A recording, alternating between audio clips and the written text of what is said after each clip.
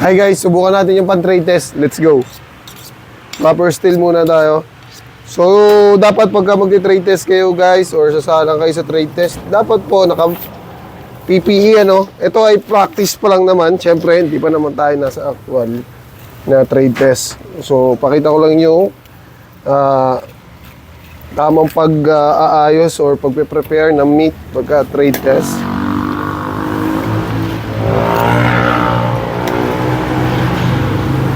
Napasabak yung knife ko kahapon ah.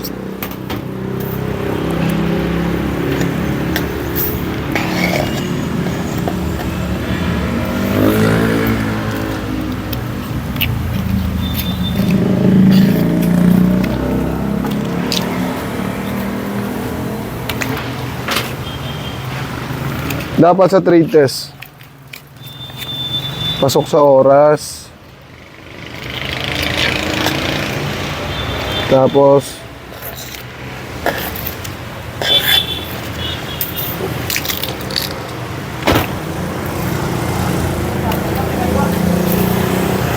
okay. So tapos na tayo sa primer cuts. Deboning naman tayo, deboning.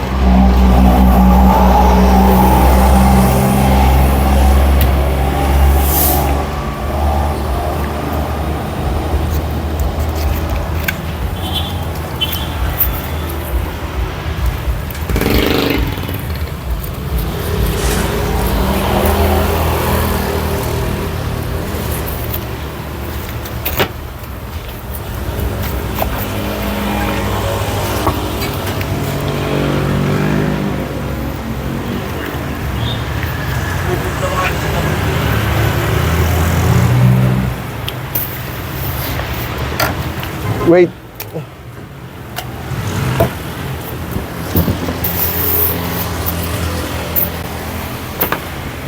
Proper steel.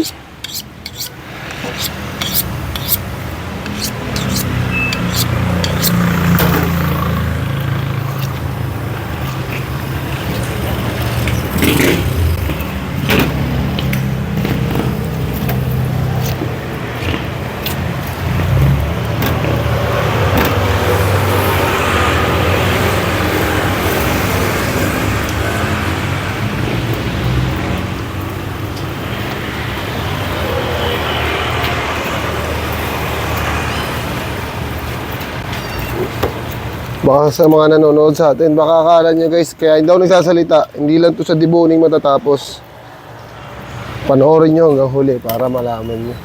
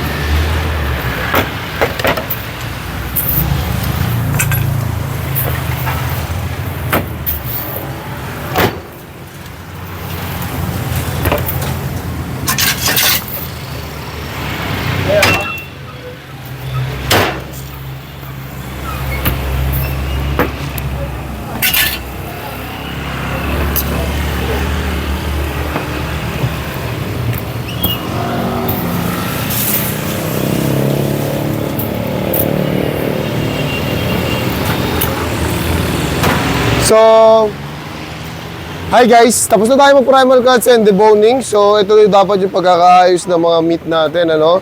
So, meron tayo dito kasim or picnic na boneless. Ito yung premier bone natin. Ito yung pata front natin.